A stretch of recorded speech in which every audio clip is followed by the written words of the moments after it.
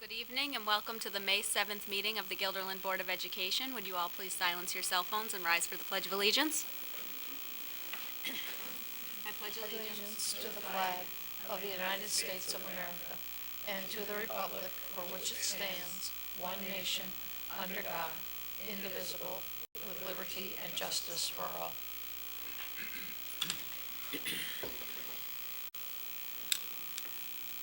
The first item on our agenda this evening is our high school student representative. Hello.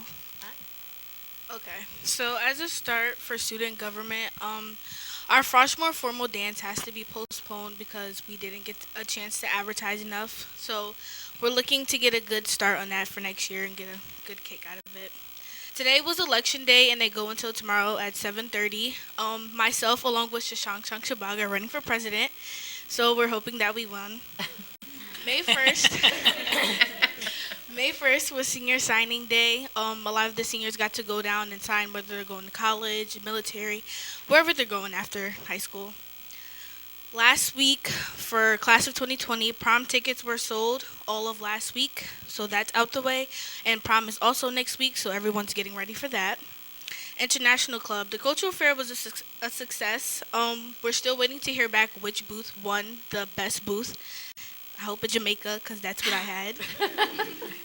Civil Conversations. Last week on Thursday at Civil Conversations, they had the topic, what extent is the education system working for students? And a lot of administration was there, and I think that was a well-organized and respectful conversation. It was very interesting. Wednesday before spring break, the eighth graders came to do their visit, and I think it was overall good. They were kind of quiet, but we're trying to get them out of that. The Sources of Strength banquet is coming up, and we also have an invite going out to you all and other staff. Senior shirts went out and ended on May 3rd, as well as freshman apparel, which ends on May 22nd, and we're trying to get them more money so they can have things to spend as well, like us. May last Saturday was the second term of the SATs, and AP testing is this week. The last thing I want to say is this month is May, and it's mental health awareness, and as to show that, we are selling shoelaces to support the Northern Rivers Therapy Group. Thank you. Thank you. Now, Raven, don't go anywhere. This is your last report for the 2018-2019 school year. Yes. I thought there was one more in June, but No, this is the last one. So we want to thank you for doing a phenomenal job this year of keeping up to speed on all the amazing things going on at Thank Guilderland you. High School. So don't go away. I have a certificate for you.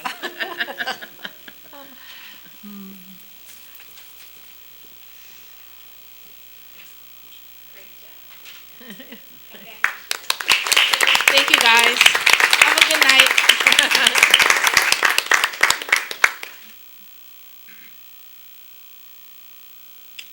Okay, the next item on our agenda is public comment number 1. Linda, did anybody sign up this evening? Okay. And so now we have a program report related. Oh. Sure, yeah, I'll take it. And just say your name into the microphone when you get there. Thank you. This is Michelle Charles. Michelle Charles is my name, and I have 2 children in Guilderland's school system. And I'm just coming this evening because being that my children are in elementary school, I just want to know about the curriculum and how it's inclusive of all cultures. From the standpoint that since my daughter has been in 4th grade, they have studied Native American culture, and they're currently studying colonial times in the 1700s. And since I've been at at Linwood Elementary School, I've wondered why they've never focused on the accomplishments of Black Americans. And I think for my kids and for many other African American kids at the school, it's important for them to see their culture and their people valued. And I don't think that much is being done with that. And I have appealed to teachers and Some are okay with my children doing their own report during February, but I don't really see it as something um, where it's something embraced by everyone in the school. I don't think that all teachers really um, set their lesson plans to really tap on that. And it's really disconcerting to me because, like I said, I get a packet about a week long's worth of activities or a unit of activities, and I ask teachers, why aren't you celebrating Black History Month? Why is there no focus on that? And their response is, well, we do things and they have lists. They can pick who they want to study. For example, one of the packets that my daughter brought home was from Women's History Month. Um, they had maybe a list of several, a lot of women, and there were, just a handful that were African American. But, when you have that kind of approach, to me, it's kind of like a form of, I don't know. It's just, to me, like glossing over the idea that there is a culture that is important, that should be studied, where the accomplishments of African Americans to the United States is important. I feel a certain kind of way that, they're studying the 1700s and they want to emulate what school was like during that time. Um, and so I asked myself, where do my kids fit in that picture?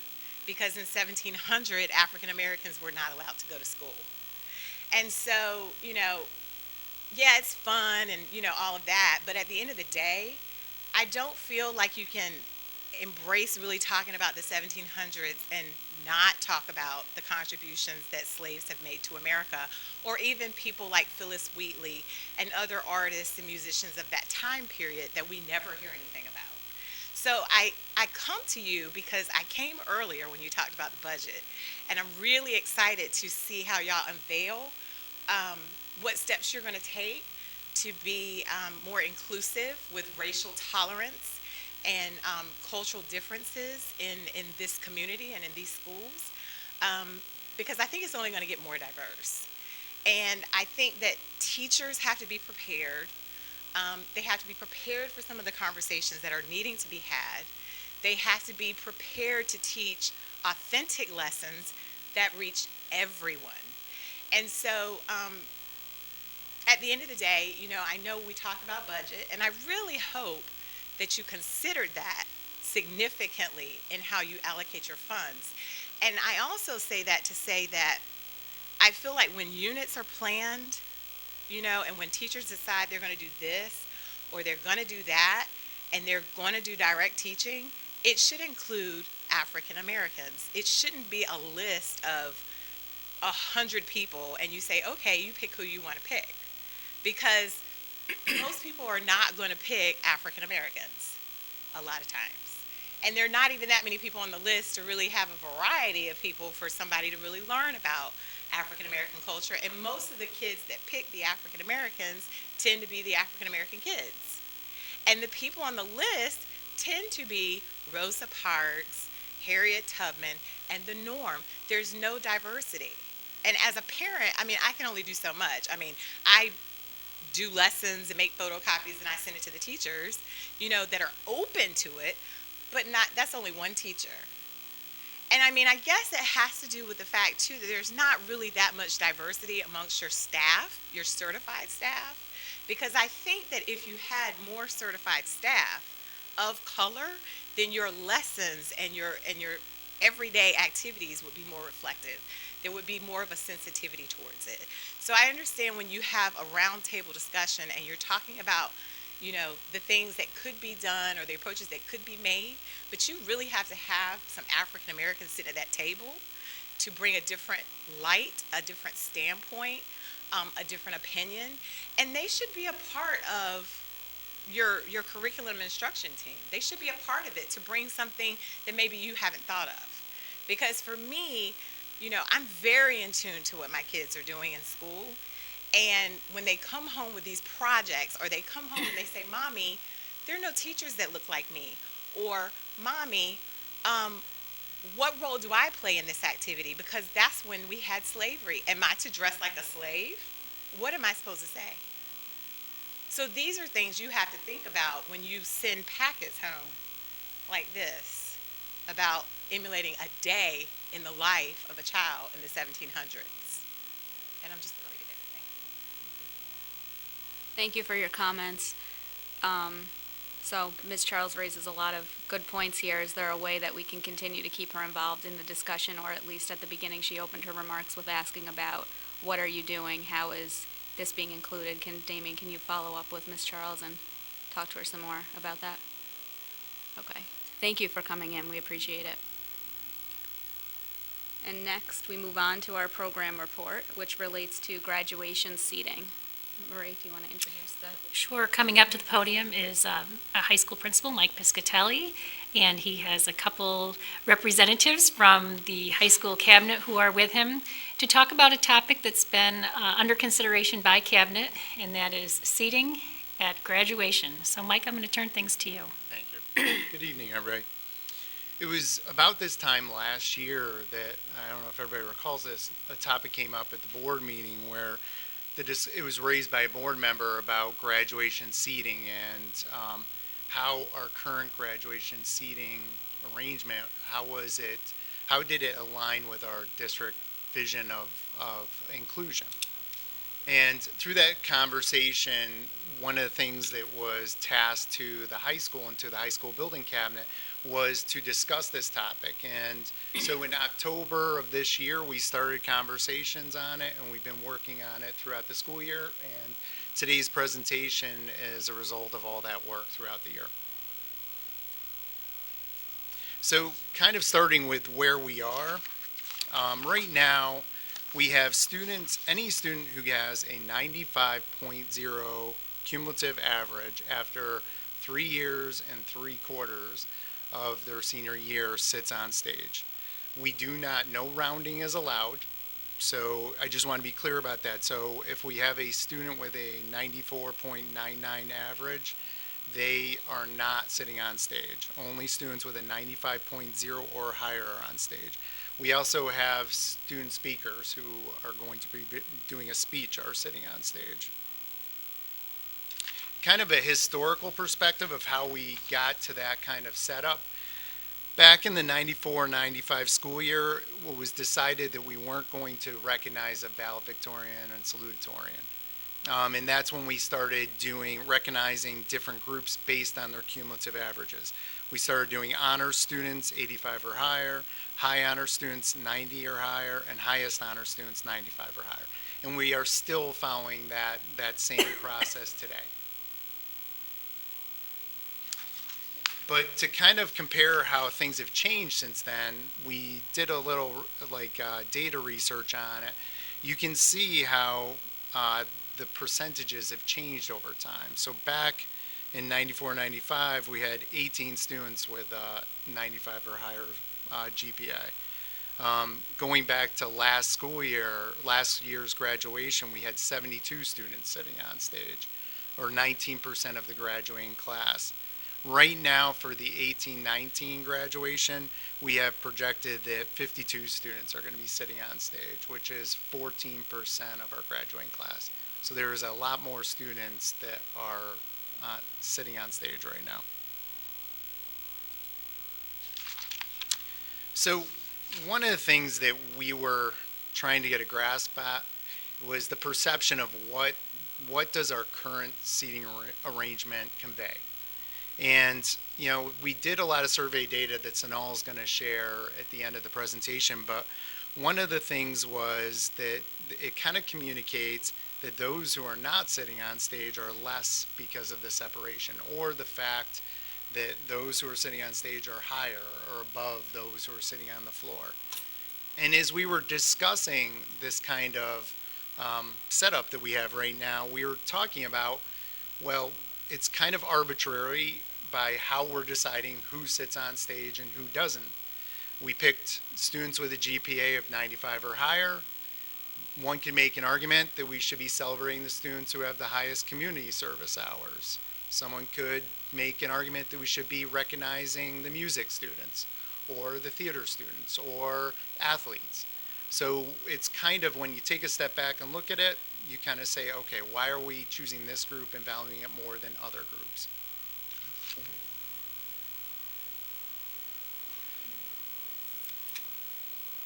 Hello, my name is Carmen Valverde. This is my last kid in school. I have been in the district for 21 years, sitting in building cabinet at the high school, I think, for 10 years or so, on and off. This has been something that has been talked quite a bit. So continuing with what Mike said, why put all students together? It aligns more with what the district is trying to do of being or equal and trying to it creates one less reason for competition. There is enough competition in Guilderland. We don't need one more, and it is very difficult to compete in intelligence or dedication in studying. It is true, these kids that do get a 95 work harder, but who measures success? And supposedly we need to assume that everybody works hard. It's not that the ones that didn't get there because they didn't work hard. So that's one of the reasons I think it should be done. The other is success is measured in many ways. Again, like Mike was saying, it's not only intelligence, it's many other things, and Guilderland does that. We recognize our kids in many other ways. We don't need to sit them separate in order to say they're better or they're worse. They're all, together. The other thing is a sense of community. A tighter community is important for success in everything. So if we're not separating our kids and if we're not making them think that you're better or worse, that creates tighter community and then makes them work together better. Do you change it? Or just.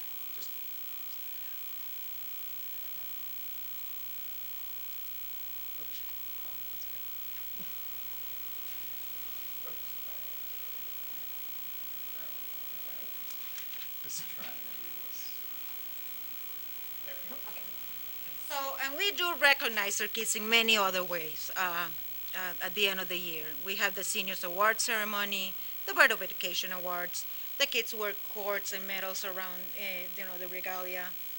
They're also stand up depending on their grade, so they stand up at graduation ceremony, according to the community servers, they get honors in their transcript. National Honor Society also has an induction ceremony for those that decided to join the Honor Society. The graduation program has little crosses that shows it's honors, no honors, so they are recognized. It's not that they wouldn't be recognized, but there wouldn't be this separation of, yes, they're there and we're here. And also community service, pins and athletic awards nights. So we also asked around the Suburban Council, and this is what we got. The only valedictorian, salutatorian with speakers sits on stage. 2 schools have that. No students on stage, 5 schools have that. Student speakers class, officers on stage only, 4 schools. Top 10s and student speakers, 1 school. Many of the schools have the students come up, speak, and then return to their seats and sit with the audience and with their peers, which is what they are. They're together and they're doing this together. They're graduating together. And I think that's what I had to say. I think it's important. The other thing I wanted to say is, with my first, I wasn't able to see him at all because he was sitting in the back. And not only we sit them back there. They're behind the rest of the people that is on stage. But they're seated by alphabet. My son has a V. So I never saw him at graduation. And he had one of the highest grades, so it's incredible. So it's just, I really think it's something that is important to create community, to be together, which is what Guilderland is looking for.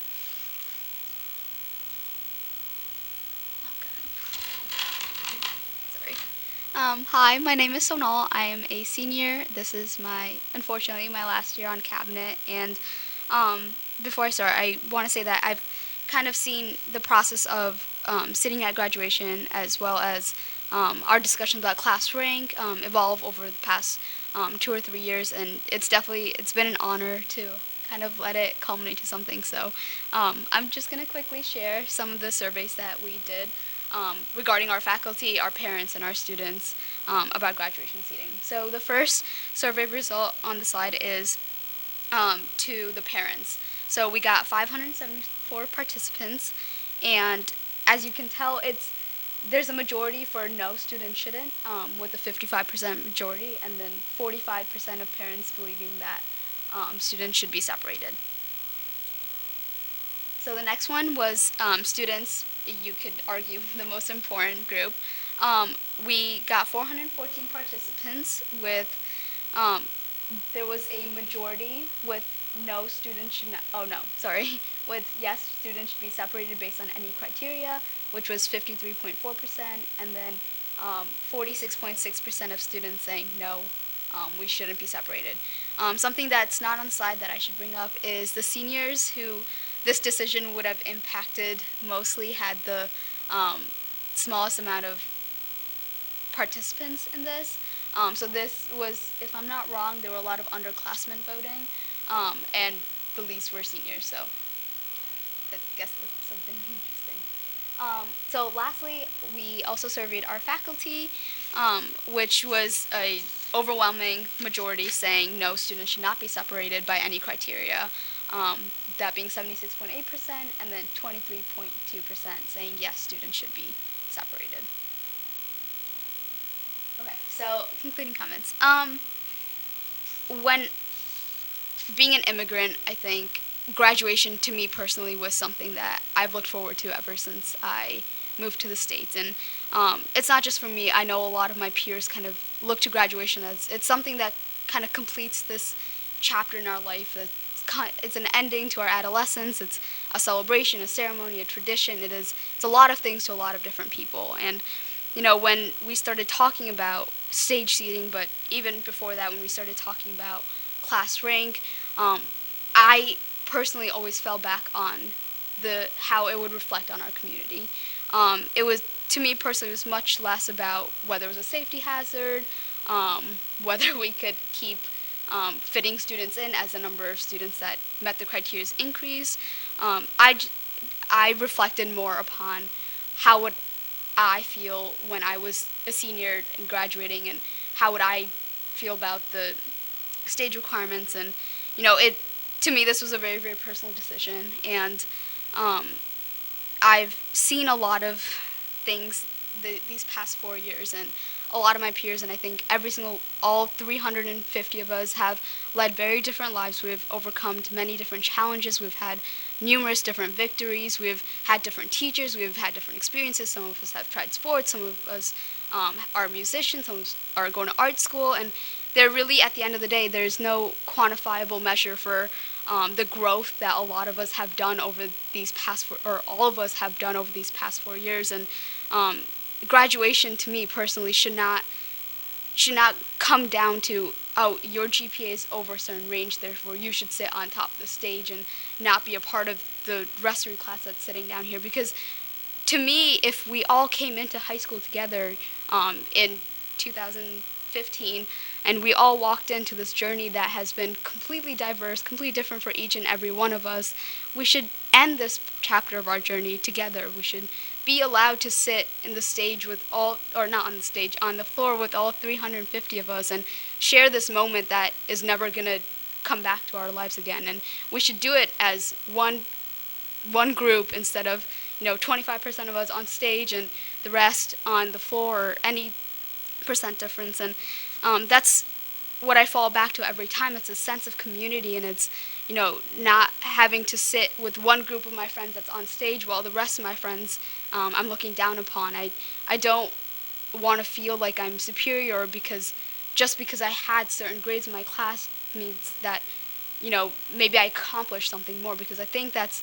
a false perception that when you have the difference in stage seating and requirements, that we're valuing one group over another. And I genuinely do not believe that that's true. And I will as it might be a coincidence that we found our GPAs out today. So, um, but I have the prerequisites to be sitting on stage this year, and this is something that came up in cabinet, but I will not be sitting on stage because it's in my personal philosophy. I don't believe in what the difference or the separation that's in stage seating, and to me, it's so important to be surrounded by all of my peers, and as we take the next step forward, and although cabinet decided to get rid of stage seating, I think this year definitely I will be opting out for my own personal reasons. But we did want to come share some of our reasons, whether that was statistically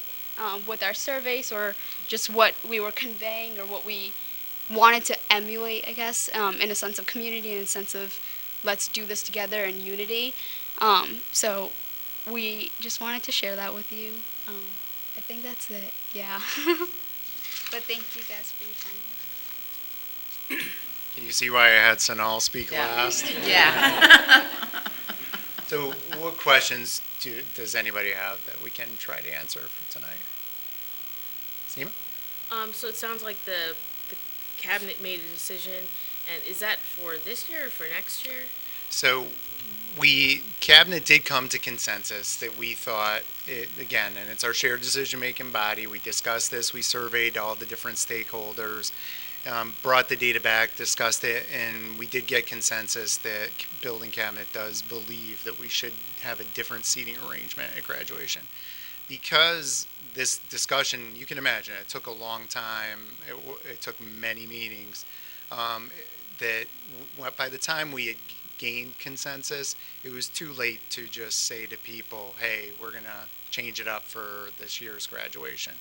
So kind of as a compromise to the two situations, what we decided is we're going to keep the stage seating as it is this year, but any student who has the GPA to sit on stage is given the choice of whether or not they want to, or they can sit with their classmates on the floor. I mean, I guess if you're asking for our thoughts, our feedback, that it kind of falls in line with the decision last year to get rid of class rank. So I'm in support. I mean, this is coming from ground up from students, so I don't see why I would, oppose that. So I'm all in favor for that. Any other questions? Yeah, Judy. I guess I wouldn't have had a strong opinion, but I was convinced by your student leader here that it is a good thing to do. I like the idea of sitting with your peers and being part of the group that you'd always been part of. So I think it was a good decision. Yep. Gloria? Appreciated the comment about starting the journey together. That really struck me. You are all on this journey together, and everybody takes the journey in a different way, but you're celebrating the fact that you've completed the journey. And and it's so true that we celebrate and reward people in so many different ways. But graduation is to celebrate we made it, all of us. Thank you for that. Things. I have no problem, doing it for next year, but for this year, it bothers me a little that you've basically put a lot of pressure on the kids who are planning on standing on stage. And to me, that's a little unfair, that's just my personal opinion, because you put them in sort of a funny situation by presenting this, you think you're superior to everybody else and all that other kind of thing. So that's just one comment. This is if you were to do it totally next year and just say there's no choice, this is what we're going to do, because it is a good idea. And I buy all your arguments. But the other thing that I had is I was looking at your historical perspective. Does it bother you, sort of as the leader of the high school, that we have such high numbers, 19% of the kids that are 95 or better, and you started off with 18 kids back in 94, 95. Is this sort of that grade inflation thing happening within our midst, or? That is a very different presentation. Kids suddenly much more bright than they were, 10 years ago. That concerns me. I just put it out there. No, listen, it's very, very transparent that the numbers are very different over time. And I don't have a great explanation of why that is, so. Should we start talking about the new ESSA requirements for? Well, I agree with Barb. I think that's kind of one of the things that stood out to me the most. That seems like it's the bigger issue. My only comment would be, I think you need to start to think about how you're thoughtfully going to roll this out and communicate this for next year so that there's not a lot of fallout when the decision is implemented. And I think the students that have been here this year through the process can be very helpful in that. I agree. Well, I know you didn't include the seniors and what their numbers were, but what was the general spread? How did the current class feel about the change? It was interesting. Like Sonal said, it was. I don't remember exactly the number per grade level. Probably the group that was the strongest no against it was the current juniors. It wasn't the seniors. The seniors were actually, thinking back to our data, the seniors were actually higher percentage, actually one of the bigger percentages that they didn't think they should be separated, which is an interesting thing. Sonal and I, we talked about this at Cabinet, and you know, I think it makes a lot of sense, because I think when you're younger and you're thinking about this conversation, you're thinking about how important this is going to be to you. And as you go through the process and you get closer to the culmination, you realize maybe it's not so important as I thought it was. And I feel like that's where a lot of our seniors fell, is I don't think this is as significant. But we made sure we included the parents in this conversation, because that, for that group, I think their perspective might be different in that, so.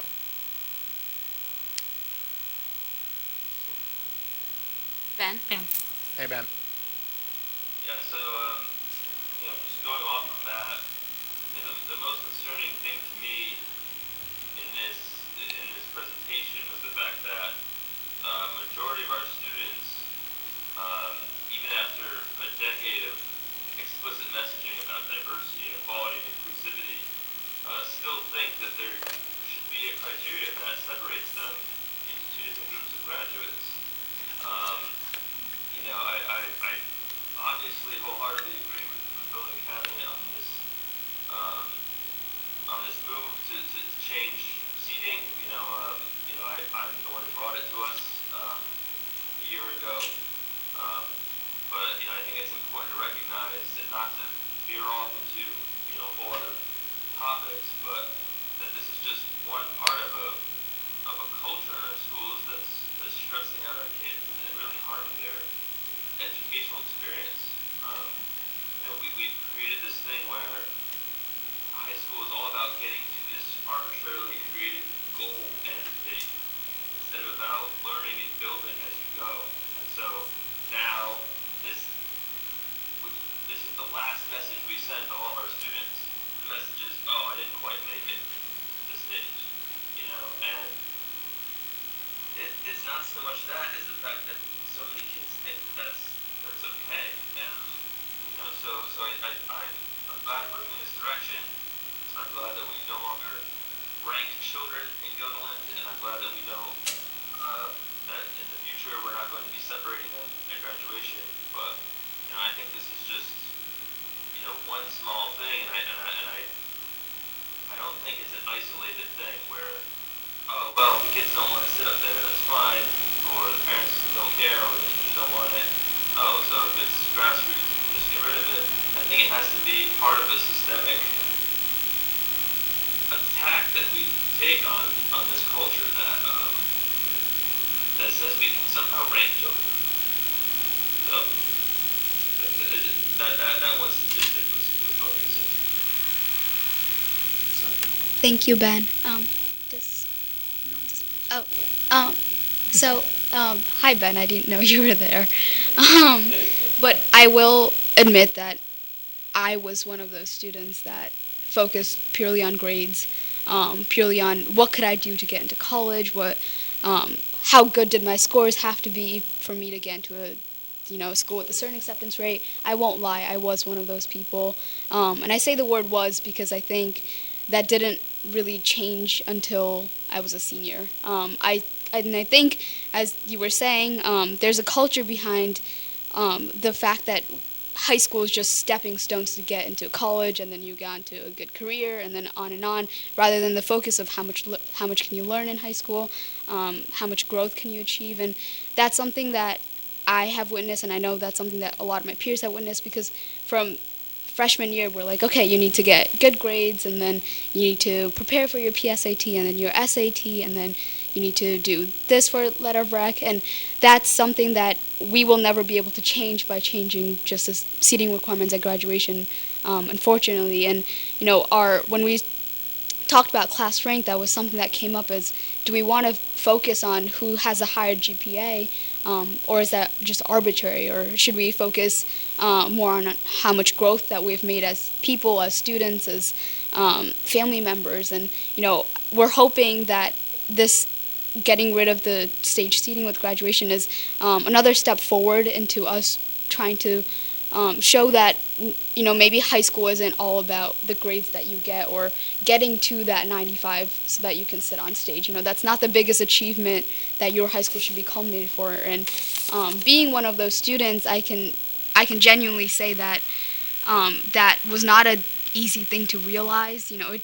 I've gone through a lot over the past year that's kind of shown me that, high school was not about the grades or where I ended up in college. It was about a lot of other things, but, there's a lot of my friends that still focus on the grades and, that are still upset that they have a 94.99 and aren't getting to sit on stage. And, there's people that believe that they deserve to be sitting on stage because they've, quote, worked harder. And, there's a lot of opinions for why students either want to sit on stage or not sit on stage. And I hate to say it, but I've had people come up to me and say, oh, just because building cabinet is getting rid of sitting on stage, why not give everyone a participation award? Because that's what it has become.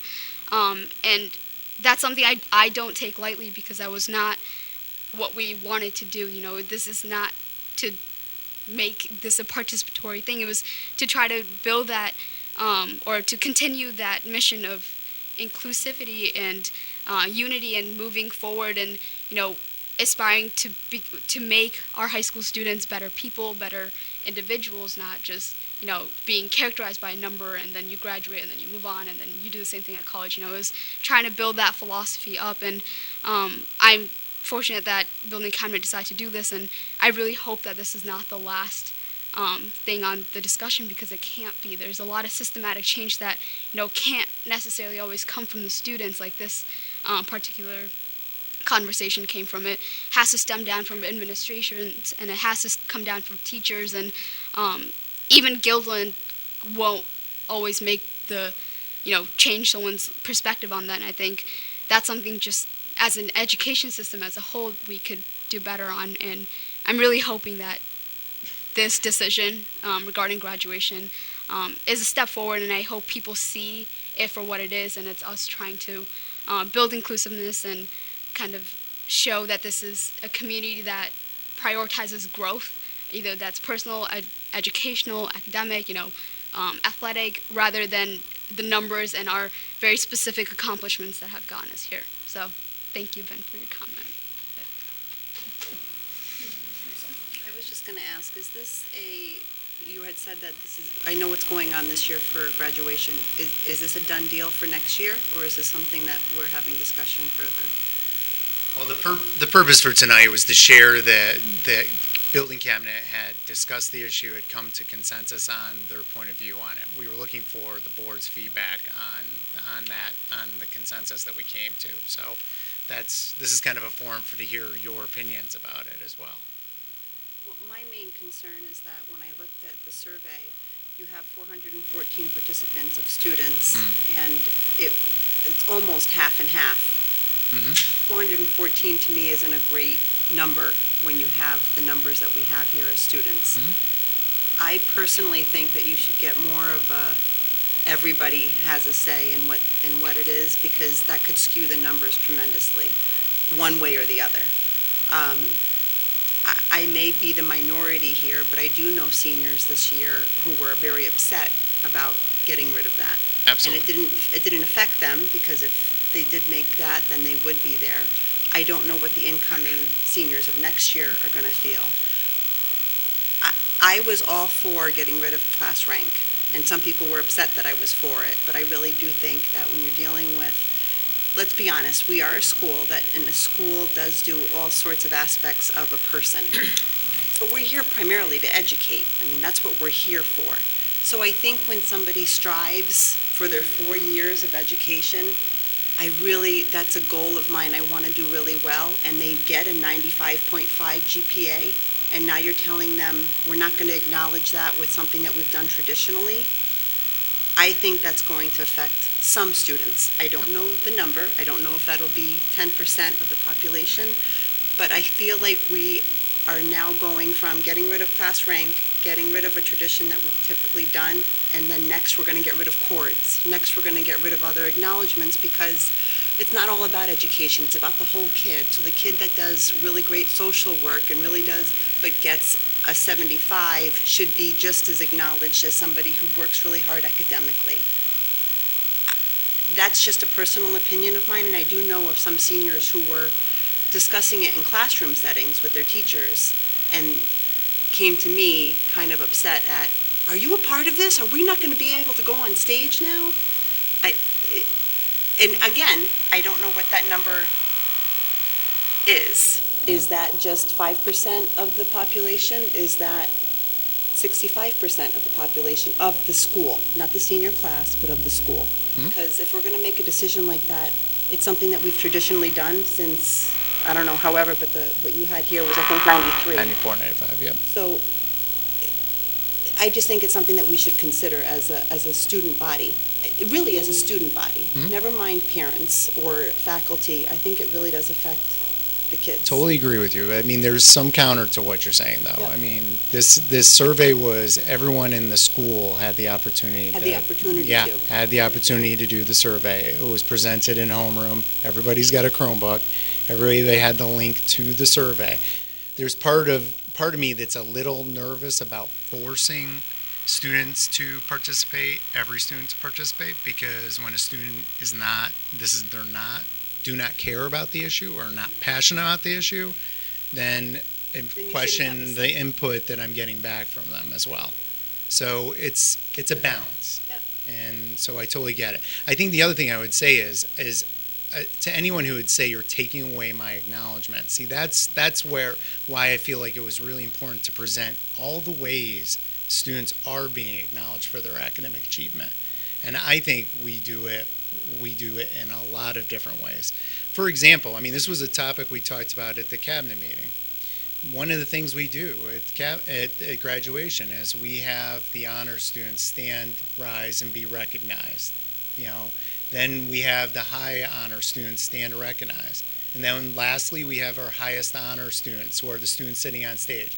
I just want you to visualize this, because this was a topic about being recognized as your individual achievement.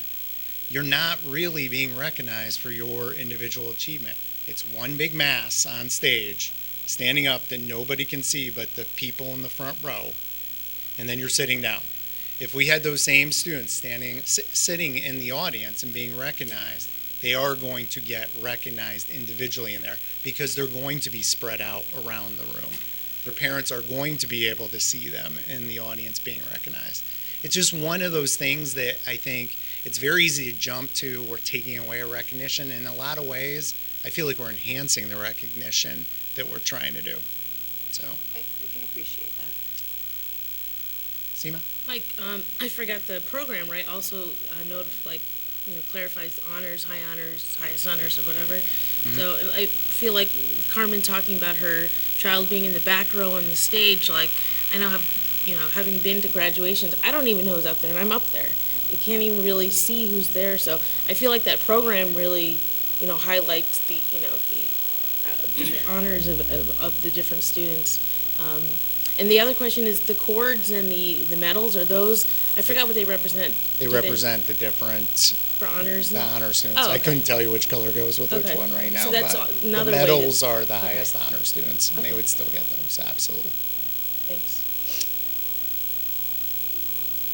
Other comments, questions, or feedback? Okay, thank you for coming Thank in you, and everybody. presenting. Thank you.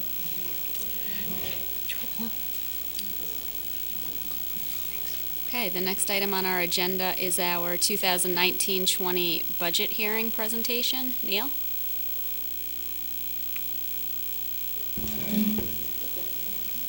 I was not smart enough like Mike to have Sinal do my presentation, so you're going to have to suffer through this just with me.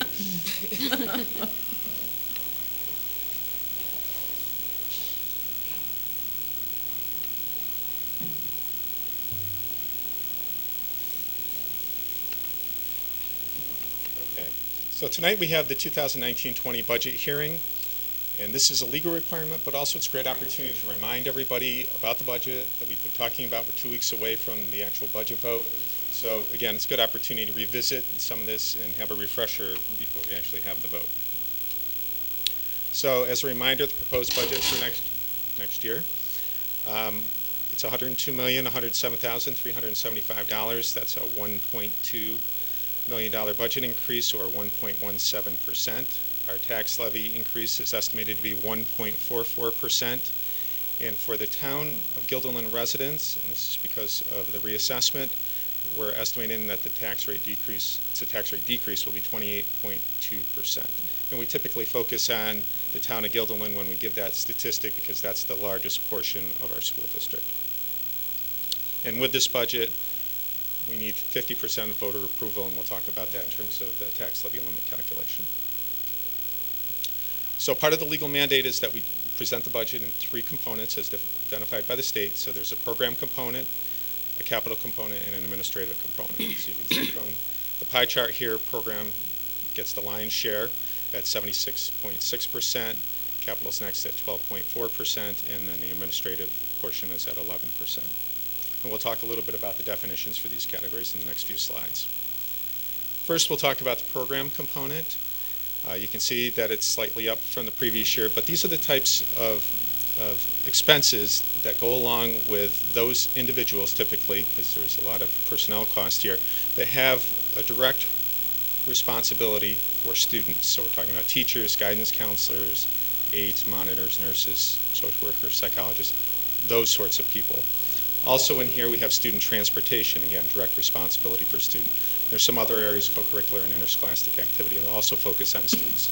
So again, that's our biggest component of the budget, as it should be, because we're dealing with children and their education. The administrative component is next. It still remains at 11% from the previous year. So these are the support functions: administrators, supervisors, clerical staff, a lot of central services, and as well as some of the tax collection and legal, but also the school board costs are identified in this component. And then finally, the capital component, gone down a little bit from the previous year, but this is our debt on our buildings. This is for our school buses, so those are capital expenses. We have to borrow money, or we have an investment that we have for a period of time. Tax certiorari, which are tax challenges. If they're awarded, they get paid from the capital component. And then our operations and maintenance, salaries and benefits of custodial staff. Just a review on the revenue side of the budget, where the money is. So state aid, you can see, dropped off a little bit. Our foundation aid went up about $112,000. That was 0.75%. That was the lowest percentage that the state gave to any school district, so we were at the low end of that. We do have some declining aid, and most of that's from building aid. So we're losing debt, but with debt also goes aid. So those are the 2 components that make that a difference in terms of a reduction from the previous year. Local revenues are up, and that's predominantly due to rising interest rates, so our investments are doing better. And then you can see a lot of categories haven't changed. The next few lines down. Payment in lieu of taxes, we have one of those, and that amount is going up. It's a facility, a senior living facility that work is being done on, so the value of that agreement, well, the assessed value of that facility is increased, and as a result, we're anticipating greater payment in lieu of taxes. In terms of revenues and expenses, as I just talked about, the revenues, property taxes are the largest share at 72.1%. We have state aid at 25.3% and local sources at 2.6%. On the expenditure side, Biggest category is in the salary and benefit areas, that's at 79.1%. We have capital, our contractual services at 7.1%, BOCE services at 4.9%, our debt payments at 5.8%, equipment and supplies are at 2.7%, and interfund transfers at 0.4%. In terms of the tax impact for next year, again, our taxes, our tax levy is estimated to go up 1.44%. So in terms of the actual tax rate, again, a decrease in the town of Guilderland, 28.2%. All other towns, Bethlehem, New Scotland, and Knox, a reduction in the tax rate of 7.83%. So talking a little bit about the town of Guilderland reassessment and what the impact is on school taxes, based on the information we have regarding the reassessment as well as our tax rate information, our calculations show that if your property value increased less than 39%, your tax bill should go down from what it currently is. If your property value increased more than 39%, your tax bill should increase. And if your property value increased exactly 39%, your tax bill should remain right about the same. And just to give you an example so you can see how the numbers would work, assume that a house was valued at $250,000 in 2018. That's right about the median for the town. Your assessment could go up $98,178 at 39.3%. So you could have your assessment at $348,178 for that home. But because of the decline in tax rates, so in 2018 it was a little over $23, we're estimating that it's about $16.50 for next year. You can see that the tax bill would be the exact same dollar amount, even though the assessment on the home went up $98,000 because of the decline in the tax rate, the tax bill would come out to be the same. So that's something to keep in mind as you go through the process here and valuing or recognizing the change in your assessment and what that might mean in terms of the school tax impact. We do have an online calculator that's shown at the bottom of the slide. You can go on our website and actually pick your town and put in your assessment, and it will generate for you what the taxes will be based on our current estimates. Talk a little bit about the tax levy limit or property tax cap. It's an 8-step formula. It was determined by New York State. We have no control over that. The basic premise behind it is that the increase in the vast majority of expenses is limited to 2% or less. And really the whole purpose of the formula is to determine a threshold. And the threshold will indicate whether you need 50% of the voters to approve the budget, or you need a supermajority or 60% to approve the budget. And another thing is, if the budget is defeated, and that's typically would be twice, you can put up a budget for revote. If it's defeated once, no increase at all is permitted in the tax levy, so you have to live with what you have in the current year. In terms of the actual calculation, I'll just walk through this quickly. We start with a prior year tax levy. We do get to use a tax-based growth factor that's set by the state, so every school district can go and get their number from the state. We have a little growth there, and that represents new construction within the town, so it's not just changes in assessments, really what they call bricks and mortar, new building. That brings us up to our subtotal increase, just $72.6 million.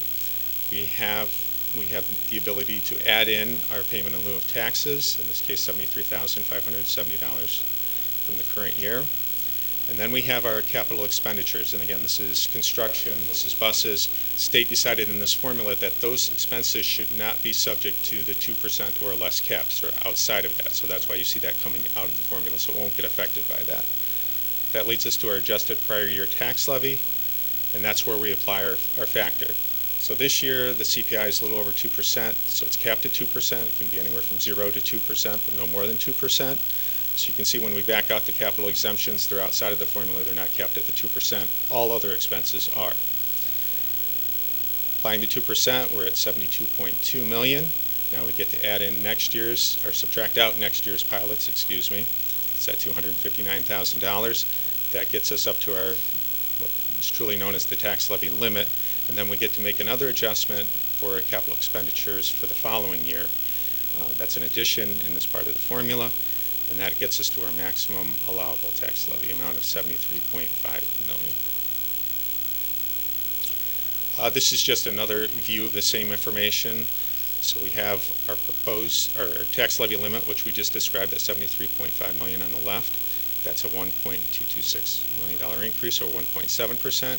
The budget we're proposing, the tax levy is $73,338,000, a little over $1 million of 1.44%. So the difference between what we could spend and still be within the tax levy versus what we proposed in the budget, we're $185,000 less than the maximum. So again, that puts us in that 50% category for having an approved budget. We always like to demonstrate what the budget votes have been, the approval margins, how many people have voted. So here you can see a history over the last 6 years. And you can see over the last 4 years, our positive votes have been above 70%. Voting, number of voters varies from year to year. 2,600 goes down to 2,000, up and down a little bit. We've also given you the projected tax rate increase at the time of the vote. So you can kind of look at the data, and there's assumptions that can be drawn from that. Sometimes there is, sometimes there isn't, but it is a good historical document to look at how the votes have transpired over the last few years. We also have the contingency budget and the tax levy limit law. So if the budget fails to pass on the first attempt, as I mentioned before, the Board of Education can choose to put that up a second time, or choose to go directly to a contingency budget. If it's defeated the second time, there is no other option. The board has to adopt a contingency budget. And when you adopt a contingency budget, you have to take out what are called non-contingent expenses. So things like new equipment, community use of buildings, they have to be removed for the budget. We don't have an option about that. And then there also is an administrative budget cap requirements, a percentage of expenditures, and that can't exceed the prior year as well. So there's kind of on two levels. You also have to make sure you're down to the contingent budget, and it could go further than that if you have an administrative budget cap to meet as well. So again, if we're in a contingent budget situation, tax levy, the amount of dollars that we raise from the community, may not increase by any amount over the current year. So we're stuck at that tax levy amount. And for, again, 2019-20, because that's the year in question, we would be looking at just over $1 million in expenditure reduction, or some combination of additional revenue and or expenditure reductions. And that would need to be met in order to meet the contingency budget requirements. So it is significant. So for the budget vote, propositions and board election, again, the proposition for the budget, $102,107,375. We have a bus equipment proposition, that's $939,400. We have a capital project bond proposition, $30,926,000. And then we have three candidates vying for the three open seats, and these are in alphabetical order: Barbara Frederico, Kelly Person, Gloria Toll-Hilt. And again, we have a lot of information on our website about all of these topics: the budget, the bus, the capital bond, as well as information about our board candidates. And we also have a newsletter going out as well. And again, just a reminder for everybody to please come to vote. Tuesday, May 21st, 2019. We open at 7 in the morning. We close at 9 o'clock at night. You vote at the elementary school in your attendance zone. If you're not sure which school that is, you can go to our website at the address shown on the screen. It's called Find My Poll Place, so it kind of tells you what you're looking for. And we have the street listings up there with the attendance zones. Also, you can call our district office if you need that information as well, and we can give you that over the phone if need be. So with that concludes the budget hearing, and open to any questions. Are there any questions for Neil or comments? Okay, thank you, Neil, and thank you for all of your hard work on this year. Okay, and now we move to our consent agenda, which is approval of the minutes from the April 9th meeting as well as the April 17th meeting, the CPSC and CSE recommendations, the personnel action items, and the financials. May I have a motion to approve the consent agenda? Barbara, second Seema. Are there any questions or comments? All those in favor? Aye. Opposed? Passes 9-0. And now we move down to information items, and we will begin with Damien, curriculum and instruction. Thank you very much. I have a long and fantastic list of student accomplishments to share with you over the course of the past so. And I'll begin with some news from the art department. And this is in regards to the high school regional recognition and awards. We want to extend congratulations to David DeFarco of grade 12, who was awarded the President's Award for his drawing titled Two-Faced, and Serena Duran of grade 9, who was awarded an honorable mention for her drawing titled Dystopia. I'm happy to share photos from the high school regional reception at the Albany Center Gallery. You can see the work is absolutely amazing. And my next item, I'm pleased to announce and also to invite you to a TEDx event. We have two high school students who I have the pleasure of working with, Anish Mukidi and Aidan Doyle, who have received a license to host a TEDx event here at Guilderland High School on October 4th. A TEDx event, a local gathering where live TED Talks like talks and videos previously recorded at TED conferences are shared with the community. TEDx events are fully planned and coordinated independently on a community-by-community basis. Content and design of each TEDx event is unique and developed independently, but all of them have features in common. So again, the date is October 4th. We will certainly be publicizing that date and that event in the early fall. We hope you can attend. From the music department,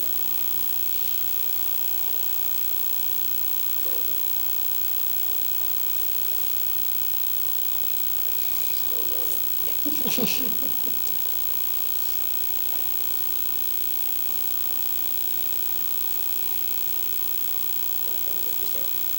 Each year, the Guilderland High School Music Department holds a concerto competition. We have so many talented students throughout the department, the choice is always very difficult and it's highly competitive. The winner of this competition gains the privilege of a spring solo performance with one of the large ensembles. This year, the music department is pleased to announce that junior Kenny Yamashita won the 2019 competition.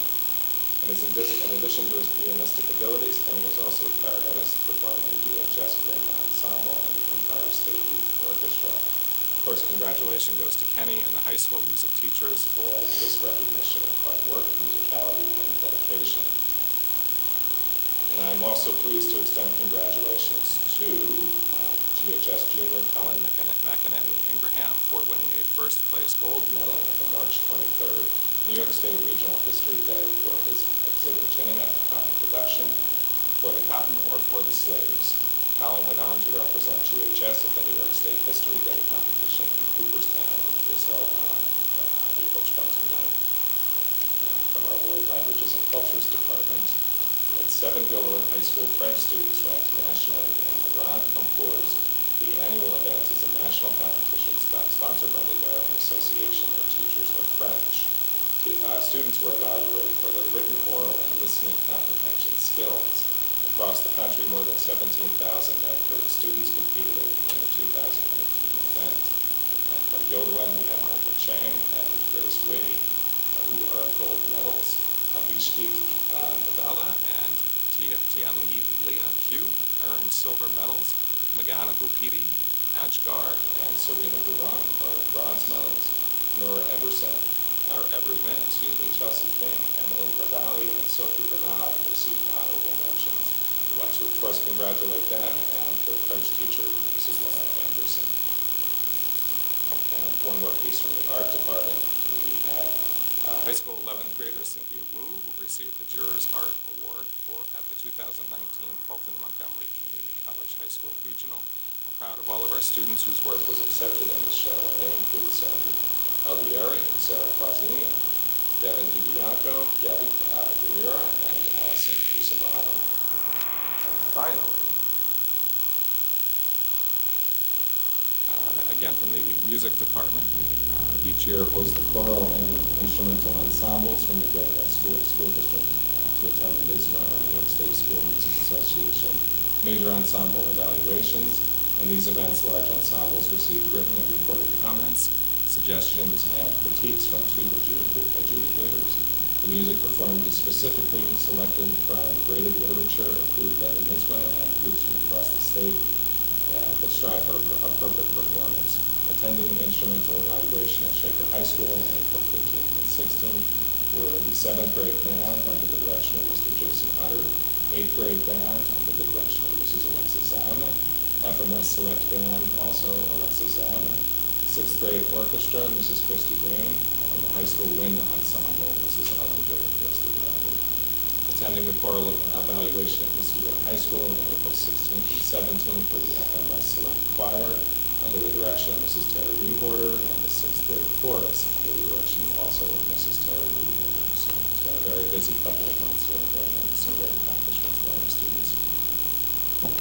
Thank you, Damien. Are there any questions or comments for Damien? Okay, and now we will move to school business information items. Neil? Thank you. Tonight I'd like to talk about the District Health Insurance Committee recommendations for the 2019-20 school year. And just to give you a little idea about the Health Insurance Committee, because we don't talk about it a lot, it's a little unique in our district compared to other districts. Typically, when other school districts talk about health insurance and somebody contract negotiations, so part of the contract in terms of what plans there are, what benefits there are. Our district doesn't have that. The only things that we have in our partnering unit agreements are basically who's eligible, what your contribution will be. And the third thing is that you will have representatives that sit on the district-wide health insurance committee for those other types of decisions. So we don't have anything in there about certain plans or deductibles or co-pays, anything of that sort. So when we're doing negotiations, we don't get hung up on health insurance because we're handling that off to the side. So, but this health insurance committee meets with representatives from all the bargaining units, meets every year and meets multiple times each year. So this last year we met 5 times, and we have 10 bargaining units with representatives from all the 10 bargaining units. Lynn and I co-chair the committee. And basically, each year we're looking at finding out more information. We work with our consultant, Health Insurance Consortium, Akasha, and we have one of the brokers there working with us in terms of analyzing our plans, looking for opportunities for cost savings. What makes the most sense for us, the trends, what should we be doing, how can we do things more effectively, more cost effectively and more effectively. So we did look at plan benefit designs and with the goal of identifying some opportunities for cost savings again this year. The committee's actually been engaged in conversations for 2 years now, this is the second year, about moving toward a model plan design. And the consortium has decided to do this, and we have a board of directors that have been looking at these types of issues. And really what's happened with the consortium, we have a number of school districts. We actually have seven additional suburban council school districts besides ourselves in the consortium. But we all came to the consortium with plans that we had and certain benefit designs. And as people have entered the consortium, now we have many of the same plans. The benefit structures aren't always the same. So there would be some efficiencies gained if we could all land on one plan benefit design. Common copay structure, common deductibles. That makes the administration of the plan a lot easier, so we work with Blue Shield and we work with CPHP. But they're also administering not only they're working for the consortium, but they're having to administer different variants of the same plans with different benefits. So they have to separate them all, and they have to worry about making sure they're applying the right benefit structure to the right employee group. So there is some benefit, obviously, on the administration side from having a model plan design that everybody can participate in. It also works in terms of our premium component. Right now, with Blue Shield, because it's an experience rated plan, there's an analysis at the beginning of the year that comes up with what's the composite experience rating for the group. And then there's a formula that then looks at each school district's claims experience. And if you do better than the composite rate or the average, you get a lower premium rate increase for the following year. If it's worse, you get a higher premium rate increase. So there's some equity there in terms of recognizing different groups' experience. But it's also capped on both ends. So you use 7 points either way. So you're within the framework of, there's a bottom limit and an upper limit. And that's really to protect schools against a bad year. So any of us know that in any given year, we could have a small number of individuals that have serious health issues, whether it be prescription drug side or hospitalization and care, can drive up costs wildly, particularly on the prescription drug side. So that kind of puts some cap on those 2 endpoints so that nobody gets hurt too badly when you have one of those extreme situations that comes up, and everybody takes their turn with those sooner or later to have those situations. But if we're all on the same plan design, then we can get a true measure of our experience, and we don't need to cap cap it in the same way. We can all have, because we all have the same benefit design, so we will be sharing all of the experience equally at that point. So when we looked at that, the Health Insurance Committee, in their analysis, was able to go through and identify that with the model plan design changes, which caused some increases in co-pays and deductibles, that there was, even with those, there was some savings to the plan by going along with that model. And it will get better as more school districts join as well. So it was their consensus to move to the model plan design for July 1st. So we're able to, basically in the course of this year, our entire school district to move to different health insurance plans with different design benefits. And that will work in line with the consortium. So I'll just walk through some of those changes for next year. So in terms of our plans, we have an MVP HMO plan, $25 office copay dental coverage. That rate renewal increase is 2.9%. That is outside of the consortium. That's the only HMO plan we have, and we don't have a lot of people in it, but it does serve a segment of the capital revenue. Then moving on, we have the Blue Shield PPO plan. It's a $25 office copay with vision and dental coverage. So there's a $5 copay increase for office visits, a $250 copay increase for inpatient admissions or treatment, $100 copay increase for emergency room and ambulance, $80 copay increase for outpatient surgery, $10 copay increase for urgent care.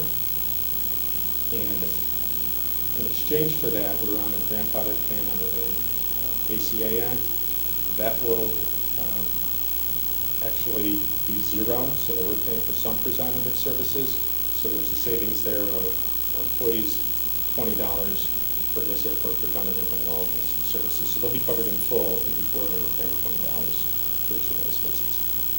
All of that being said, our premium rates are going down 3.1% for that particular plan.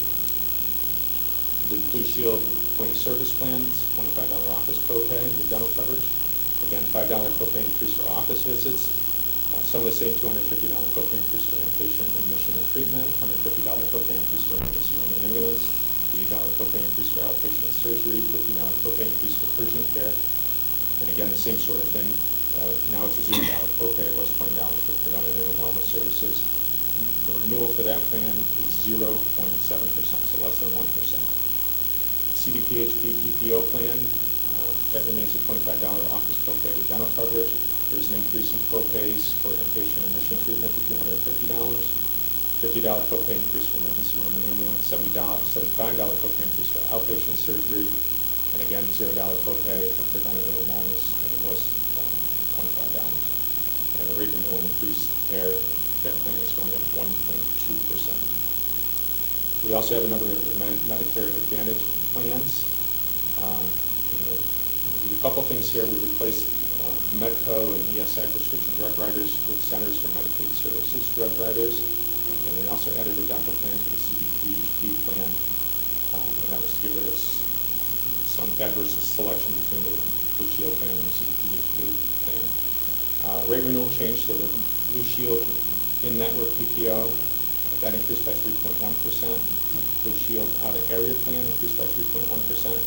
CDPHP, the PPO plan premiums decreased 43.4%, and on the HMO side, they decreased 38%. We're also recommending, the committee recommended that the following prescription drug plans continue with no change in plan benefits. We have an Express Scripts self-insured prescription drug program, $5 generic, $25 brand name, and $40 brand name non-preferred. No increase at all in terms of prescription drug coverage. And then we also have a mail order and an RX drug option for brand name maintenance medications with a $0 copay, and that plan increased 5%.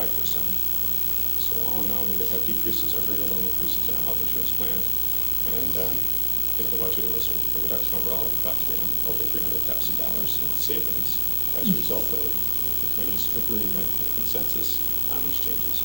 Oh, that's great news. Are there other districts that are interested in joining the consortium that are not there yet? Yes. It's grown a lot, particularly over the last 5 years. East Greenwich, Averill Park came in. We've got several smaller schools coming in from farther away. But certainly the consortium is growing, and geographically we're getting a wider spread of schools. Certainly has grown. Questions for Neil? Barbara? PO and Blue Shield POS. What do those acronyms stand for? Preferred Provider Organization is the PPO, and POS is Point of Service. How do they differ? One's the Preferred Provider Organization is the set network of doctors that you need to go to. POS is not as restricted. I don't know if you can go anywhere. I'd have to look at. I don't have that particular plan, so I'd have to go back and look at it for sure.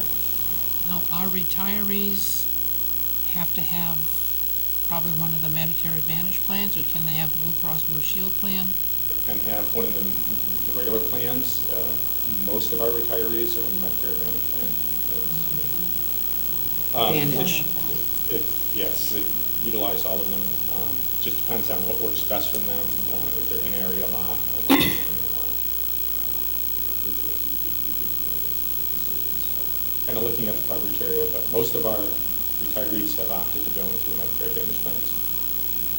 Now, if you're a retiree, do you have to still maintain your New York State residency, or can you go live in Florida or Tennessee or anywhere else? You can be out of the area, and that's like Blue Shield is nationwide, and CDPHP has built a nationwide network. The HMO component, you have to, if you're traveling, you have to come back for treatment. But the other plans now have nationwide coverage. Other questions for Neil? Okay, thank you. Now we move to superintendent information. Marie? Thank you very much. My first item is to recognize some of our students and teachers who were awarded recognition at the 22nd Annual Outstanding Student and Educator Awards for the YMCA. So I want to congratulate the 11 Guilderland High School students and 3 Guilderland High School educators who were honored at the District YMCA Student and Educator Awards program on April 16th. The ceremony honors those who have made outstanding volunteer contributions to their communities, and Guilderland was proud to have 14 honorees. Among the students were Shayana Adami in 12th grade, Emily Borden, 11th grade, Amy Chen in 11th grade, Maria Dean in 11th grade, Rubena Furdas in 10th grade, Colin Ingraham in 11th grade, Amal Kumar in 10th grade, Anjani Ramanyaman, 11th grade, Isabella Smith in 12th, Sophia Vianney in 11th grade, and Muriel Zhao in 11th grade. And then our 3 teachers who were recognized were Mr. Jared Foro, who's a high school science teacher, Mr. Mike Canali, who's a high school social studies teacher, and finally Ms. Alicia McTiernan, who's also a high school science teacher. It's a beautiful event held at the Appel Inn. Guilderland always has the best crowd, and we're always quite proud of that. So congratulations to everyone. My next item is to recognize our school nurses, and tomorrow, May 8th, 2019, is National School Nurse Day. National School Nurse Day was established to foster a better understanding of the role of school nurses in the educational setting. This year's theme is School Nurses Making the Grade on School Health. School nurses lead the way to advance health and support education by ensuring that students are safe, healthy, and ready to learn. We're so appreciative of the good work of our own nurses here in Guilderland. They have tremendous medical expertise, a caring manner, a commitment to the well-being of our students, and they truly make a difference. They have a tough job. So if you see any of our school nurses around and about this week, be sure to give them a big thank you for all the good work they do. My next item is really just to close the loop on our job fair that was held on April 11th, 2019. We hosted once again the Capital Region School District Job Fair and had 37 school districts and other organizations who came to fill our large gym. We had over 290 candidates come to submit applications and participate in brief interviews with representatives from participating schools.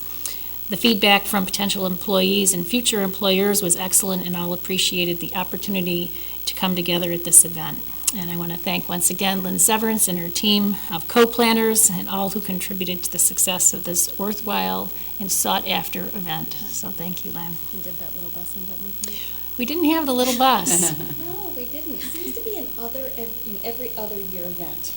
I know, it's always exciting when it's there. It's very exciting to have it there. All right, so next year that will be on the agenda. My next item, Leo alluded to this, but I just want to give an update to our communication plan for our May 21st vote and election. We have several ways for our community to learn more about the 3 propositions that are going before our voters on May 21st. Arriving in homes later this week will be a 12-page newsletter. This contains information on all of our propositions, the budget for 1920, the bus proposition, the capital project, and then the election for 3 board seats. So please look for that in your mailboxes. A ton of work went into that. We tried to make it clear, succinct, easy to read, with lots of references back to our website, where Aubrey has done a tremendous job collecting lots of information about all 3 of those propositions. So if you click the link under News Headlines, which is in the banner at the bottom, it will take you right to the all the information you need about the vote, with lots of links to calculate your taxes and learn more about the town assessment and anything else you might want to know. Also this week, and we're actually going to do a sneak preview, we have created 2 brief videos to highlight our capital project.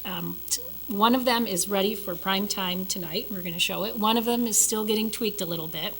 But as you know, one of the elements of our capital project is to do some work on our high school labs. We have some learning spaces here that are 50-plus years old, and we wanted to tell the story of why it was important to change them. So I'm going to stop talking, and I'm going to ask Damien to hit play on our couple-minute video here, featuring some faculty, staff, and students.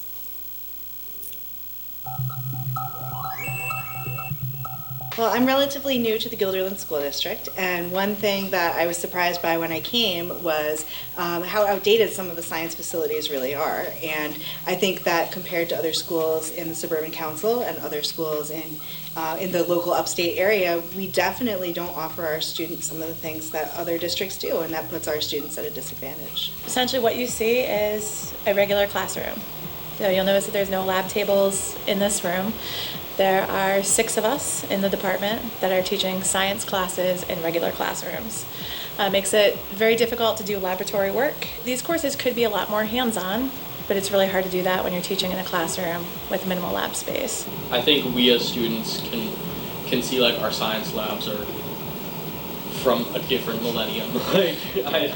I think that if we were to have some of the proposed updates, like new science labs, things like that are just more conducive to being competitive learners. I don't think we're asking for cutting edge 21st century top of the line equipment. I think we're just asking to have a level playing field amongst the department and with other schools. Some of the courses that I teach, like biotechnology, are cutting students out because of capacity. In biotechnology, we're culturing bacteria, and based on the size of the room, I can only fit so many students at my back counter to be able to do that. So students are being denied those courses because we can't fit them into this space. Other teachers that have a larger space, their students are have much easier access to certain things that can accomplish those things in a less amount of time. For my students, it might take them longer, not because that they're not capable of doing it in a certain amount of time, but because of the equipment that we have available, it takes longer to do. Takes longer to accomplish. So that's the first. Aubrey will be posting that to our website. We'll be putting it out on all of our social media channels, as well as our public access channel on television. Late in the week or early in the next week, depending on the editing, we'll have the second video, which is more general about the project. It talks about the safety, security, infrastructure, and it features Gloria Toll-Hill speaking on behalf of the board, Michelle Viola-Straight, who's the president of the Guilderland Chamber of Commerce, also speaks on our behalf on the value of schools, and we have a number of students who are speaking as well. So that's getting tweaked as we speak, and it will be everywhere soon. So I also, we spoke with Melissa Hale Spencer earlier today. We'll have a letter to the editor next week reminding people about the vote and the importance of going out to exercise their right. And then next Thursday is our meeting with the McCownville Neighborhood Association. And we'll be talking with them and hopefully showing our videos and helping people understand kind of what we're trying to accomplish. And then lastly, we're in the midst of our PTA meetings and talking with our wonderful supporters there, sharing this one-page summary of 8 months of work and $102 million. It's amazing how all that can become one sheet of paper for that night. But we're doing lots of things to get word out about our propositions. And so, questions, comments, thoughts? Will you be at the GES and GHS PTA meeting that I'm supposed to be at on Thursday? DOT has them all covered. Okay, because I'm also supposed to be at the Farnsworth, the President's Awards. I will be at President's Award. Thursday. So are you? I'm going, well. Where are you going? Well, I had 3, so I'm going to go to the President's Awards. Okay. PTA said I could send a written report, but if someone's going to be there. Lynn will be at GHS. Okay, yes, we parsed these out today. Wonderful. So, we're getting close. My last item is also a very exciting opportunity. As you know, our solar farm is now fully operational. And we've been working, and when I say we, I have to say Cliff Nooney, because this has been a labor of love, but some frustration too, for, I think we're 2.5 years, but the solar farm is up and running and already producing savings for us. And the company that we've been working with called Forefront offered us an opportunity to formally open the solar farm. And so that's going to happen next Wednesday morning at 10 a.m. It will be at the site. I think you all received the invitation today. On Wednesday morning, we're hoping that it stops raining and is not raining on that day. We'll have some students joining us. We have a bus of students from Farnsworth, Altamont, and Linwood, so that students can actually see what this humongous solar farm looks like. And then the folks from Forefront are actually going to go back to one of the schools and do some, now that you've seen it, here's what it means kind of work with the students. We've invited Pat Fahey, George Amador, all of our county legislators, Peter Barber, the chamber, all of you, and there will be press releases out, so obviously all are welcome. So that should be a fun event next Wednesday morning. If you can make it, we would love to have you.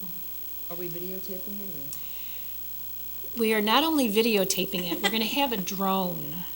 What? Yes. Well, that's in the plan. Neil's looking at me like, not sure about that. Cliff's plan. Cliff has a plan, and I think it's either Forefront and or BOCES can help us with this, so that we can take the picture aerially and have some students in there and then pan out to see just how massive. It's 22 acres of solar panels. Wow. So, what about press too? We've got a press release going out. Okay. I know Aubrey's actually spoken directly with a couple of the TV stations today. Yeah, that sounds like it'd be a great. Because it's a great visual. Yeah, yeah. I was just thinking of putting some together for, our channel, I think we can take the footage from the drone plus some other photos that put something together. Put it together. It's very cool. That's awesome. Where will people Where's park Cliff? today? Neil drove up there the other day. Forefront has said they will prepare the site, and we're taking them up on that. I would say wear sensible shoes. Boots. And there might be that you need to park at the bottom and walk up. I don't know, Neil, if you want to weigh in, because I wasn't wearing sensible shoes, so I didn't go there. Yeah, you definitely want to wear comfortable, sensible shoes. It's larger rock is the road right now, so it's not a huge stone, but larger stone than small pressure run. Going up the site, it's a little walk up to the site too. It's at the top of the hill, so it's a little incline going up. So it's an adventure. It's a terrific event. And that's all I have. Thank you, Marie. Okay, now we move down to board president information items. The first item is a variety of board policies up for a first read this evening, and I will ask Barbara if she wants to say anything special about any of these policies presented. No, this is just for a first read. Some of them are just our continuous update of policies, others are tweaks that are required. Can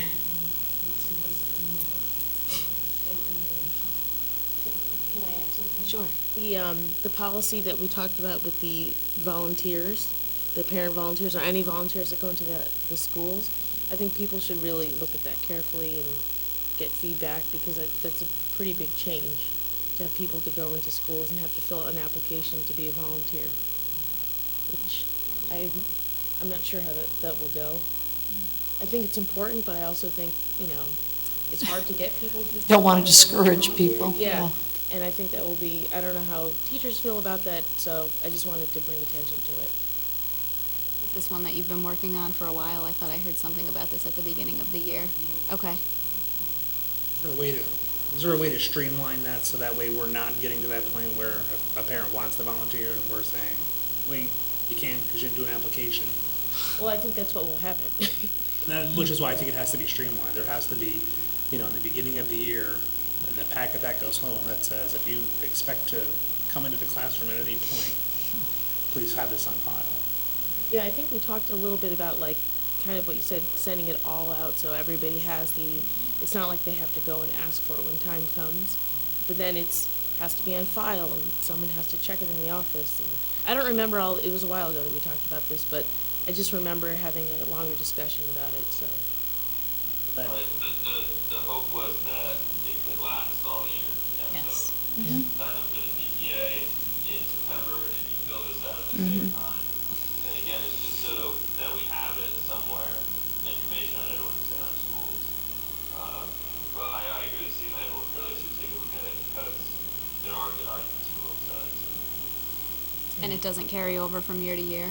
Like if you fill it out when your child's in kindergarten, it wouldn't Because some of be those things sufficient? could change, because they ask, do you have something, I don't know, like a domestic violence charge against you or something like that. So to have it every year, that could change in 4 years or 5 years. I think if you're gonna have it, you're gonna have to do it every year. Yeah. And so will that prevent, so what, I think it's a safety thing, so there's Right. notification that, I don't remember, there's two, I think, exhibits here, right? The K and L. So there's, I don't know, there's some examples there of what they would be, Questions that will be asked. Yeah, questions that they ask that they have to answer. is there gonna be some, process here in the district office that, or somewhere that vets out those questions? Because I could easily be convicted of a criminal offense and check no. Is that going to be, if you're really the criminal you make yourself out to be, are you gonna really self-disclose that? Right, If you we really do wanna be in it? the license, right, like at the security check. So we talked a little bit about how that is also one step to help along with this, but I don't know. I just don't want to create a process for the sake of creating process that doesn't result in anything that protects the students. Yeah. I think that's, but I will look at it. It might be helpful for us to look at it all first before we try to Yeah. define it yet. I just wanted to bring it up because. Us have policies like this and application forms and confidentiality agreements. We borrowed heavily from Saratoga, for example. So I'll just like that. I guess in the follow-up on this, I'd like to know what the process is going to be if we're going to adopt a policy that has pretty significant changes. How is that policy getting implemented at the school level on the day-to-day? Because we're not going to be the ones implementing the regulation of that. We're going to set the policy, and I need to know that if we're going to set policy, it's going to be followed up by the correct process. But I think it would be really important to get feedback from teachers, because they're the ones that have the volunteers come into their class, or other people in the building, librarians. I know a lot of parent volunteers that go into the libraries to help. So I just think it'll impact, it'll have a lot of impact in terms of at the building level. So I feel like we need to get a lot of feedback before just making a policy about it. Now, Yeah, Barbara. I just want to say, this particular suggestion that we're bringing forward to you has gone through many iterations along life's way, and it has been looked at by the principals. Now, I don't know how involved, they were with the teaching staff, but I know the principals have taken a look at it. I mean, it's late in the year at this point to put a policy in place like this, that would it really even have We're not effect? talking about the- Right, so there's time, to solicit additional input, because our general process is a policy comes for a first read at one meeting. Right. And then is up for approval at the following meeting. Is it necessary to put it up for approval at the following meeting, or do we still want to solicit more input? Oh, if there's general questions like Sean is asking, there's no rush. We can Okay. take our time and do it right. Sounds good. Teresa, did you have? I was just going to ask a question about the confidentiality agreement. Did we find that it was necessary to do something like that? Yes. I didn't know where that came from. Yes. Why? Well, when you're a volunteer in a classroom, you have access to student records, you have access to student behavior, and we have to have an expectation that when volunteers come in, they won't leave the school and then talk with others about behaviors that they may have observed, or students who may have been struggling with a particular kind of assessment. I mean, just the things that they see in school that are essentially private pieces of data about children. So it is, that's probably the most important part of it, just to remind people that student records are private, and student records come in many forms. Sorry, one final question here on the privacy piece, because that's where I was looking at next here. It says students' work, such as our work or scholarly work, is protected by law and cannot be shared publicly without permission. We sort of already do that, though. I mean, I don't remember ever, like my daughter has her artwork on display at the library. I don't remember ever signing something that says that we've released that artwork. You opt out. Yeah, we have an opt-out policy. Everybody's in unless you opt out. Okay. But that's like your own kid. But if I was a volunteer in a class and then I saw, something happening Right. talking about another kid, I think that's come up probably many times. And I know there's FERPA Act to protect students' privacy, so it feels like it covers everything. Well, I know if I go into school, I'm very careful just to take a picture of my daughter and my daughter only. But although there's a question about should I be doing that without her, without her also. She might disagree with I mean, that's a current issue, whether or not you have consent to share their information on social media that way. Because anyway, we'll go down a rabbit hole if I ask that question. Is there any more discussion on this topic for now? Okay. The next item relates to voter registration for the May 21st vote. The public vote on the school budget, bond referendum, and Board of Education will be held on Tuesday, May 21st, 2019. Voter registration is required in the Guilderland School District. To vote, you must be 18 years old, a U.S. citizen, and a resident of the Guilderland School District for at least 30 days prior to the vote. If you are not registered with the school district or the Albany County Board of Elections, you must do so prior to the vote. The district has established 3 dates for residents to register to vote on May 21st. You may register anytime between 8:30 a.m. and 2:30 p.m. at any of the elementary schools, or from 8:30 a.m. to 4:30 p.m. at the district office on the following dates: Thursday, May 9th, Monday, May 13th, Tuesday, May 14th. You may also register with the Albany County Board of Elections during their normal business hours, Monday through Friday, 8:30 a.m. to 4:30 p.m. If you are not sure which elementary school to vote, please refer to our webpage, the link Budget and Taxes, and use the quick link in the drop-down called Voter Eligibility and Absentee Ballots. You can see if you're registered and where you vote in the elections. And the next item relates to the Board of Education election. The deadline for Board of Education candidates to return their completed petition was April 22nd, 2019. There are 3 3-year terms on the board that expire June 30th, 2019. The names of the candidates and their order on the ballot will be as follows: Kelly Person, Barbara Fratterigo, Gloria Toll-Hilt. Candidates do not run for a specific seat on the board. The individuals with the 3 highest vote totals will be elected. The seats are for a 3-year term of office and will run from July 1st, 2019 until June 30th, 2022. And now we move down to action items. School business management, Neil?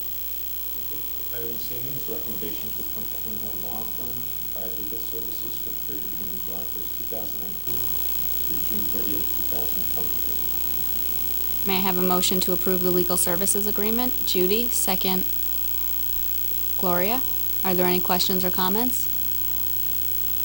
Sean? Just when we do that, do we go back out and re-solicit that service? Well, that's what was discussed at the Business Practices Committee. There's no legal requirement that it has to be done in any specific time period because it's considered a professional service. So we have done that periodically, but typically working with the Business Practices Committee, we talk about when does the committee want to go out and go through a called the request for proposal process. So we would contact firms and select some to come in and interview and that sort of thing. So. When we the last time that we did this on some of these professional service contracts? For legal services or other? Well, I guess, yeah, since we're on legal services, when would be the last time we did that? Somewhere around 2013 maybe, if I remember right. So the next opportunity to do this would not be till 2022, because we'll have this 3-year agreement. Yeah, I mean, there is a termination clause in the agreement, but absent that would be the most logical time to do it. Thank you. Any other questions or comments? Is there any reason for the 3 years? That tends to be fairly typical for professional services agreements.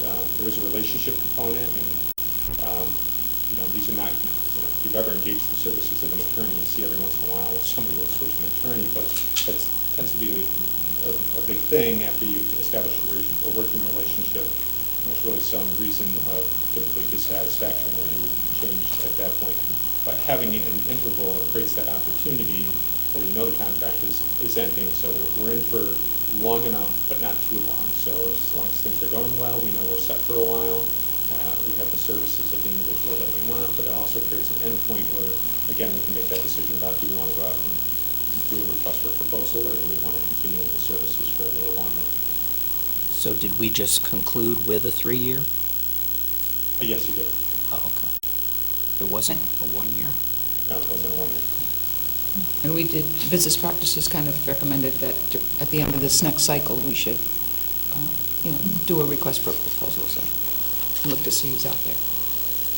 Is there a way to just make this a 1-year agreement? Can I make a motion right now? You probably could, but we can terminate without cause upon 30 days, so really at any time for the life of the agreement. After 1 year, after 9 months, you could terminate it, so I would be comfortable with that, but of course you can always make a motion to shorten the length of it if you want to. Yes. Okay, is there? I'd like to make a motion to change it from 3 years to 1 year. Okay, is there? With everything else being the same. Is there a second for that motion? Okay, so by a show of are there any questions or comments or discussion on this? Okay, so all those in favor of the 1-year agreement, raise your hand for yes. Okay. 4. Okay, and all those opposed? Okay, the motion does not pass. And so now we will vote on the agreement as written unless there's any other questions or comments. Okay, all those in favor of the current agreement, please raise your hand. 1, 2, 4, 5, 6, 7, 8. Okay, all those opposed? Okay, passes 8-1. Next item is a resolution to canvass affidavit ballots for the May 25, 2019 bond referendum. And just to tell you what an affidavit ballot is, that occurs when a voter comes to the polls and claims they're registered, are eligible to vote, say they're voting in an election or school election or signing up for Board of Elections, I haven't voted in a general election, but we can't confirm that they're currently an active voter using the means that we have for voter books or working with Albany County on that. So what we allow them to do is vote by what's called paper ballot. So it's the same propositions and support candidates and so on. It's just on a piece of paper. They'll put into a sealed envelope. We don't open them the night of the vote, so when we count out, we don't count them out. But we do establish a date the day following, we typically do a date the day following, that's usually in 10 days, where we'll then go back and research and make sure that we didn't make a mistake, that they are eligible. Usually that means looking through our records again and then calling Board of Elections just to make sure that there just wasn't an error of some sort and they really are eligible to vote.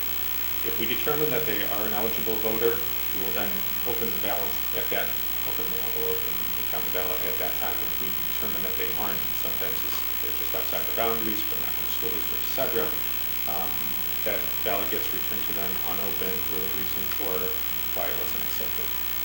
So as far as the resolution goes, it's designating May 22nd, 2019 at 2 p.m. for the canvassing of affidavit ballots, and that's at the district administrative offices, and that the individuals designated to cast and canvass the affidavit ballots are Neil Sanders, Linda Livingston, and Castilian and myself. Okay, may I have a motion to approve the resolution? Teresa, second Seema. Questions or comments? All those in favor? Aye. Opposed? Passes 9-0. That the internal audit report on staff attendance prepared by Questar 3 BOCES and to approve the corresponding corrective action plan as recommended by the audit committee. May I have a motion to accept the audit and the corrective action plan? Barbara, second Tim. Questions or comments? All those in favor? Aye. Opposed? Passes 9-0. We have a resolution to approve the classroom rental agreement with Capital District YMCA to operate an after-school children's program for the 2019-20 school year. May I have a motion to approve the resolution? Judy, second Gloria. Questions or comments? I just have a question more generally about before-school programs and what our offerings are. I know we have some families that need earlier drop-off times, but we're unable to accommodate, and I know they have difficulty finding a place to put their child between the time they have to be at work and the time that they can first drop their child off in school. And what sort of solutions do we have for families in that type of situation? At the elementary levels, students can be dropped off at 7:30, and we have an adult in the cafeteria who can supervise, but that's the earliest. And I'm not sure what the time at the middle school is, but I know, is it 7:30 at the middle school? Is that a Guilderland staff person that's supervising? Yes, it's starting at typically a 7:30? monitor or a teaching assistant. And there's no way to move it up? I mean, say you had two parents that worked at Guilderland High School and they have elementary kids and they need to drop their kids off, or say they work at a high school in another district that takes them 30 or 40 minutes to get there.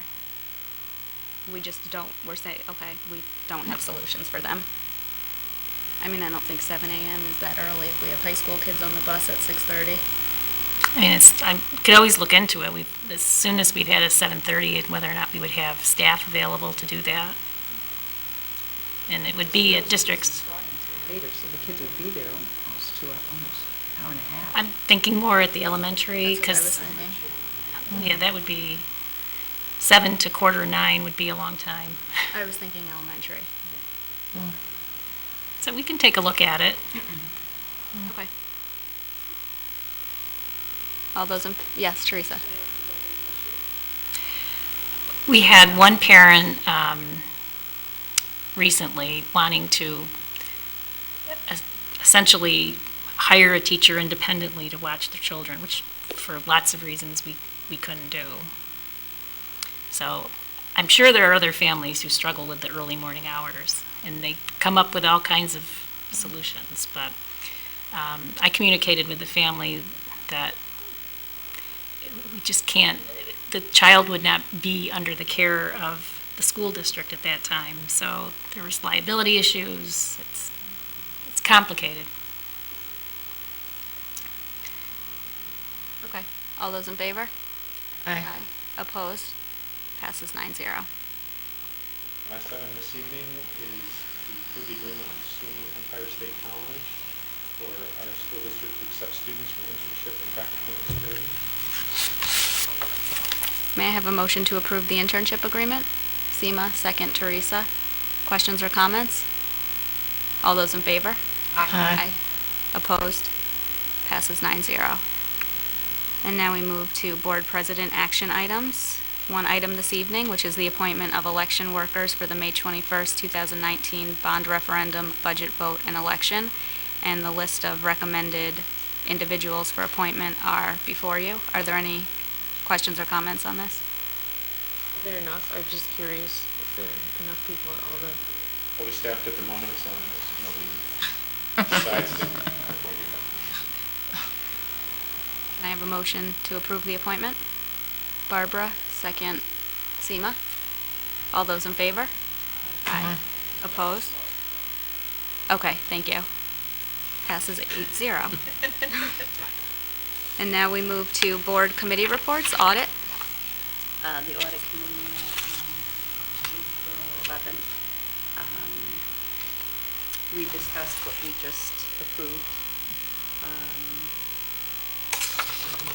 Other items with the claims auditor reports and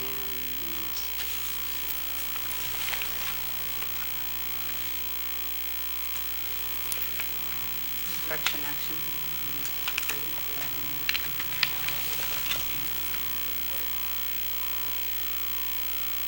Okay. Business practices? We have not met since our last board meeting, but we will probably be sending out a survey for one more meeting. What parent has written to the district regarding some ideas about fundraising for Turf the field. turf field. So we're going to reach out to meet with that person and have some dialogue. Okay, sounds good. Communications? And on the 29th, covered a number of items. We went over the month-by-month school board activities calendar, talked about community engagement, priorities and goals that shows up in May. We're not going to be, Marie mentioned that we wouldn't be getting to that in May, but we talked about doing something in the fall. We talked about the timing of that is probably better off in the fall to prepare for the coming year. We also talked about the board meeting evaluation tool that I please ask you to all complete. Ben's still there, if he could email his in. One item of change that the board is or the committee is recommending to the board is that in question 9, we asked that the board members respect the confidentiality of the executive session. We felt that that's hard to assess right after a meeting. And so we're suggesting that we change that to read that board members maintain focus on the legally permissible topics that were appropriately noticed for executive session. So making sure that we're not creeping outside the scope of executive session. That also being the case, we talked about two other things. One is timing of these, and I think that the committee's goal was to get initial reactions from the board following the meeting instead of letting it sort of simmer and think. We wanted to sort of get that gut reaction if you were frustrated by something or extremely happy about something. We want to get that emotion out of you right away. And then the other piece was that we discussed adding a box at the top that says that you have no, or that you agree with all statements there. So if you don't want to check 10 boxes, we'll save you the trouble and just get you to check one box. We just want to make sure that we're getting everybody's forms back so that we know that everybody has had a chance to weigh in on that. We reviewed the website analytics for the capital project, so that'll be in the communication minutes, that'll be on the portal. And then the other thing that we discussed too, we had further discussion on the strategic planning item that did not get included in the budget, and I mentioned that we had some initial conversation about it, about getting that on the agenda, because it did show up as an item for the board in terms of priorities. As I said in the meeting, and I've said before, that I think we'll find a way to get there if it remains a priority, but we have to all sign on to that, agree to that. I think there were some outstanding questions about the process and who would be involved in that, who the consultant would be, or I think we have to hash that out amongst us. I think 9 people have to be on board with the strategic planning concept in order for it to be effective. And if we can't find a way to get consensus among 9 of us to even engage in the process. I don't know how we get through the process. I don't know if anybody else wanted to chime in on that. If not, then our next meeting will be June 6th, 8 a.m. at the district office. Sean? Policy? Results of our work, and we're meeting June 7th. Okay, sounds good. Public comment number 2. Linda, has anybody signed up? Board issues, ideas, and sharing? Anyone have anything this evening? Okay. And we do not need an executive session, so I will take a motion to adjourn the meeting. Judy, second Sean. All those in favor? Aye. Aye. Thank you. So it is June 6th, Court, guys. I looked at my notes because I have